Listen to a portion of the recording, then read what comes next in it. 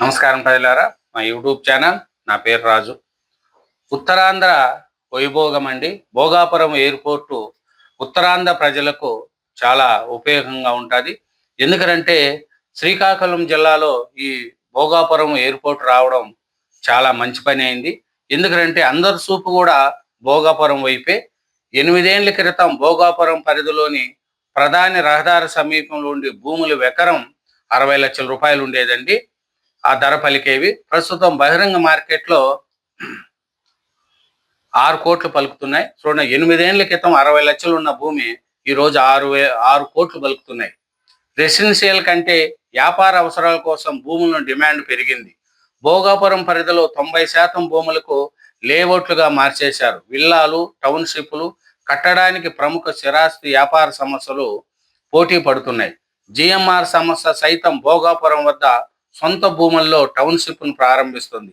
ఇప్పటికే international school నిర్మాణం 70% పూర్తి చేసింది. ఈ భోగాపురం ఎయిర్పోర్టు ఇట్లాంటిది కాదండి.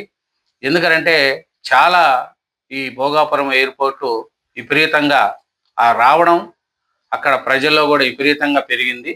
ఎందుకంటే ఈ ఈ ఎయిర్పోర్ట్ కూడా చూడండి, ఆధునిక సాంప్రదాయాల మేళాయింపుల భోగాపురం ఎయిర్పోర్ట్ ఉందండి. ఎగిరే చేప ఆకారంలో టర్మినల్ భవన నిర్మాణం, సంక్రాంతి ముగ్గులతో సందర్భంగా అలంకరణ, కలంకారి చిత్రాలు, ఏటి కొప్పాక బొమ్మలు, 18 ఎకరాల టర్మినల్లో అనేక వసతులు. ఎందుకంటే ఈ ఎయిర్పోర్ట్లు చాలా అధునాతంగా కట్టారండి ఈ భోగాపురం ఎయిర్పోర్టు. ఇప్పుడు ఎవరు చూసినా కూడా భోగాపురం ఎయిర్పోర్ట్ అండి. Alluri Sitaramaraju international airport. ఈ అల్లూరి సీతారామరాజు ఇంటర్నేషనల్ ఎయిర్పోర్ట్ రావడానికి అప్పుడు చంద్రబాబు నాయుడు గారు భూసేకరణ చేస్తూ ఉంటే, అప్పుడు జగన్మోహన్ రెడ్డి గారు ప్రతిపక్ష నాయకుడిగా ఉన్నప్పుడు భోగాపురం ఎయిర్పోర్ట్ ఎందుకు, ఎయిర్బస్సులు రాని చోటుకి ఎయిర్ బస్ ఎందుకు అని అప్పుడు జగన్మోహన్ రెడ్డి గారు దాన్ని రైతులను కేసు లేపించి రైతులతో మాట్లాడి విచ్చలవిడిగా చేశారండి జగన్మోహన్ రెడ్డి గారు. అట్లాంటి జగన్మోహన్ రెడ్డి గారు తర్వాత అధికారం లేకొచ్చినాక భోగాపురం ఎయిర్పోర్ట్ గురించే పట్టించుకోలేదు.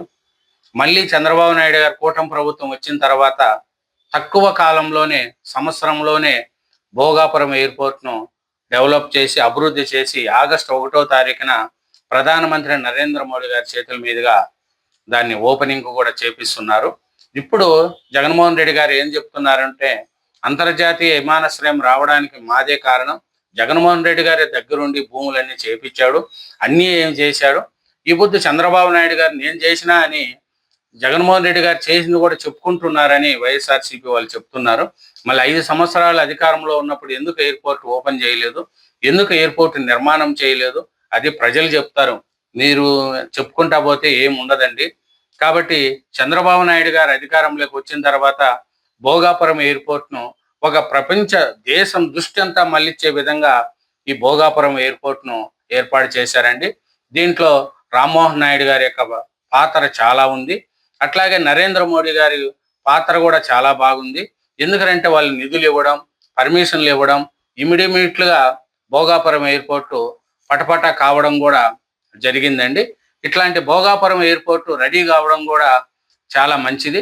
ఎందుకంటే ఒకప్పుడు విమానాశ్రయం అంటే అంతే, ఆధునిక విమానాశ్రయాల తీరు ఇది కాదు.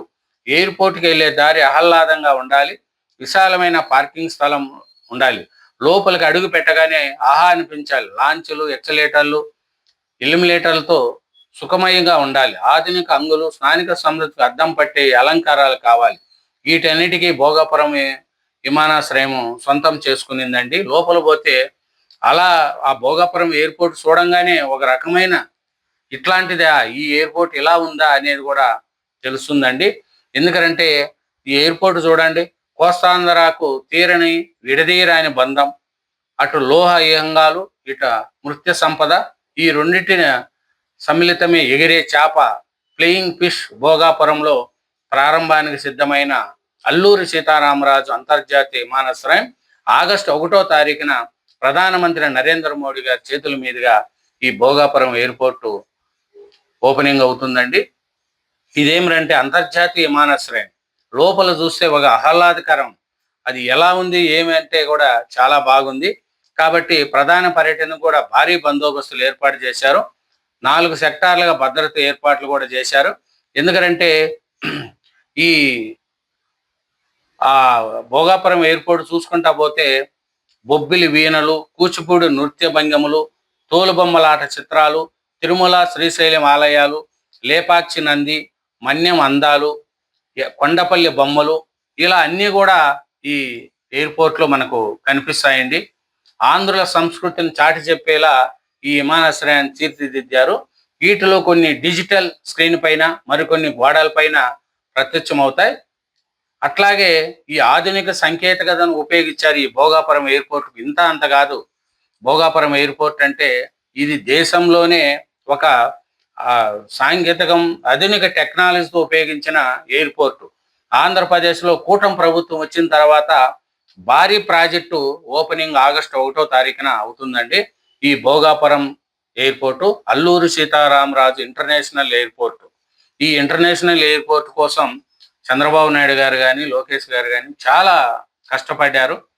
ఈ ఈ భోగాపురం ఎటు చూసినా ఈ భోగాపురం గురించి ఇప్పుడు సోషల్ మీడియాలో ఎట్లా చూసినా భోగాపురం. అట్లాగే ఈ భోగాపురం ఎయిర్‌పోర్ట్ కంట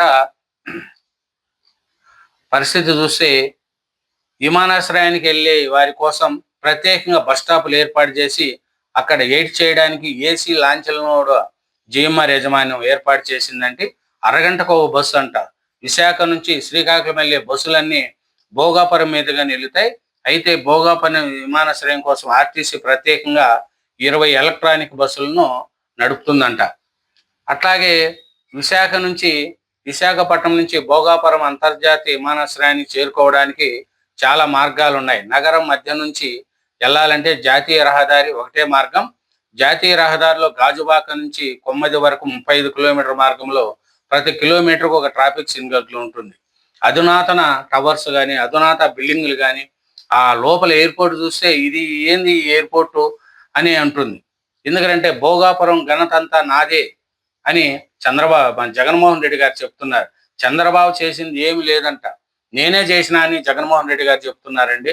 భోగాపురం ఎయిర్పోర్ట్ నిర్మాణంపై వైసీపీ అధినేత జగన్ మరోసారి అడ్డగోలుగా మాట్లాడారు. పని చేయకుండా ప్రచారం చేసుకోవడం, కష్టపడకుండా కీర్తిని కొట్టేయడం, ఇతరుల కృషిని మా ఖాతాలో వేసుకోవడం ఇంకనైనా మానండి. 80 ఏళ్ళు వస్తున్నాయని ఎక్స్లో సీఎం చంద్రబాబు నాయుడు ఉద్దేశించి వ్యాఖ్యానించాడు. చూడండి, చంద్రబాబు నాయుడు గారు కట్టలేదంట భోగాపురం ఎయిర్పోర్ట్, జగన్మోహన్ రెడ్డి గారు కట్టారంట.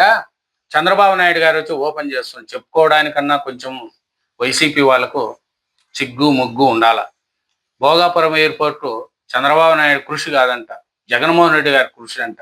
ఎయిర్పోర్టే వద్దు, ఆడ ఎర్రబస్సులు రావటానికి ఎయిర్ బస్సు ఎందుకు అని మీరు చెప్పిన వాళ్ళు ఈ పొద్దు ఎయిర్పోర్ట్ అధునాతంగా ప్రధానమంత్రి నరేంద్ర మోడీ గారి చేతుల మీదుగా ఓపెన్ అవుతా ఉంటే నేను చేసిన కృషి అని జగన్మోహన్ రెడ్డి గారు చెప్పుకుంటున్నారు.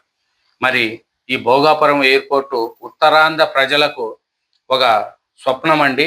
ఎందుకంటే ఈ పొద్దు అందరూ కూడా దేశం మొత్తం కూడా భోగాపురం ఎయిర్పోర్ట్ ఇంటర్నేషనల్ ఎయిర్పోర్ట్ మీద దృష్టి పెట్టిందంటే అది చంద్రబాబు నాయుడు గారి యొక్క కృషి ఫలితమేనండి.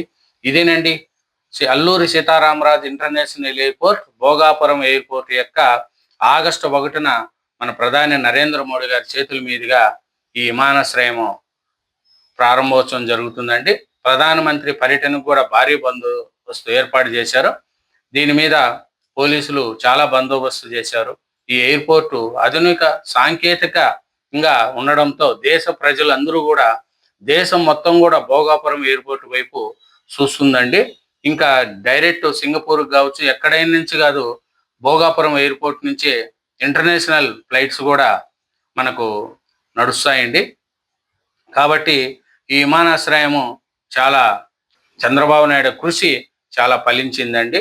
భోగాపురం ఘనత అంతా కూడా చంద్రబాబు నాయుడు గారి కృషేనండి. Thank you very much. Channel subscribe చేయండి, వీడియోని లైక్ చేయండి. Thank you.